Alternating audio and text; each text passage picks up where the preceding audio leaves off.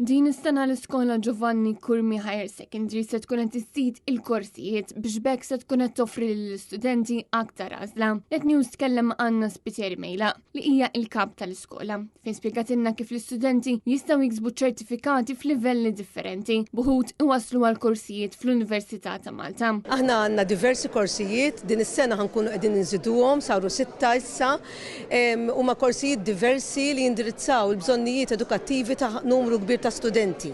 Hemm dawk li waslu l-istudent lejn l-università bl-akkwist ta' ċertifikati fil-livell avvanzat u fil-livell intermedju, allura l-akkwist ta' ċertifikat tal-matrikola. Hemm dawk ukoll li jindirizzaw studenti li forsi jkun joqoshom dik innaqrom buttatura biex iġibu ċertifikati tal-low level fil-livell 3.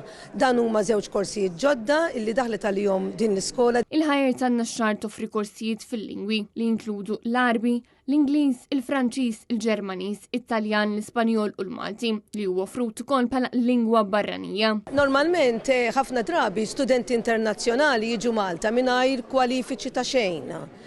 Il-programm il-ġdid, wieħed mill-programm il-ġodda l-GEM 16 program, huwa tajjeb ħafna l dawn l-istudenti għaliex jekk ma jindikx ċertifikati fl-ebda livell ma tistax tidħol għal-livell 4. Allura dan il-programm tal-GEM 16 jindirizza anke l-daw l-istudenti internazzjonali biex huma wkoll ikollhom ċertifikati f'livell 3 u għal daqstant il-vjaġġ edukattiv tagħhom jista' jkompli mbagħad f'livell 4.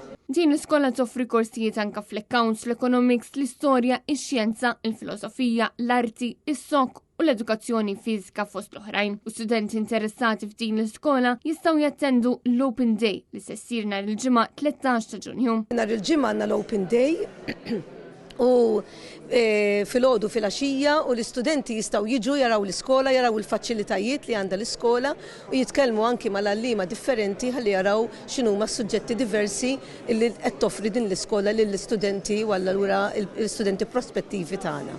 Intant din l-iskola toffri wkoll servizzi ta' guidance u counseling kif ukoll chaplaincy u Erasmus Plus.